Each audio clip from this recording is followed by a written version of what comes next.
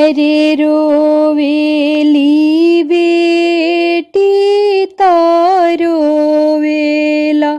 लोगावा हो रोवे घरावा दुआर बिनती से बोले ले बेटी के पापा हो सुना बेटी बचाना हमार।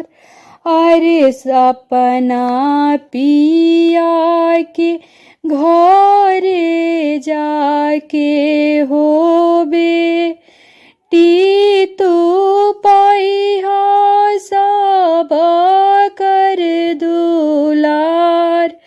अरे अम्मा के डाली ऐसन झुकल रही हो झुकी जाई है कुला परिवार।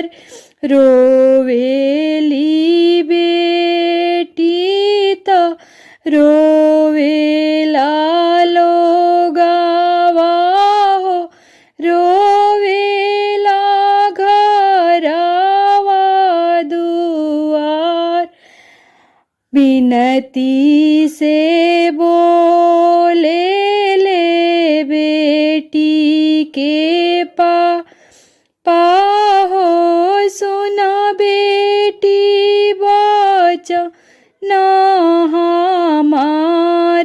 अपना पिया के घरे जाके हो बेटी पाई हो तू सब कर दुलार। लोरिया ऐसान उजे आमा बिनती करेली सुना बेटी बचाना हमार। अरे सास ससुर बेटी देवी से देवा ताहो साझे भोरे करिहा प्रणाम।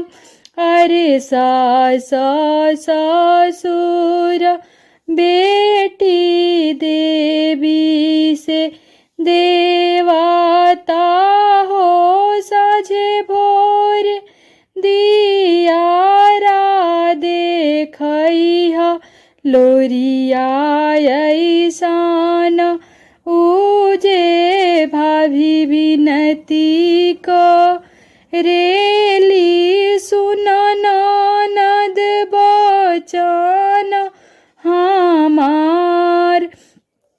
अरे जेठा जेठानी हो ननद घर के मालिकिनी कहा ली हो भोरे भोरे करिहा प्रणाम।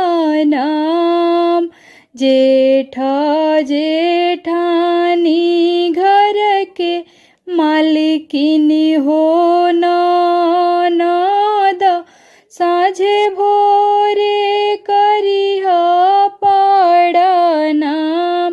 रोवेली बेटी त रोवेला लोगावा हो रोवेला घरावा दुआर बिनती से बोले ले बेटी के पापा हो सुना बेटी बचाना हमार। अम्मा के डाली ऐसन झुकला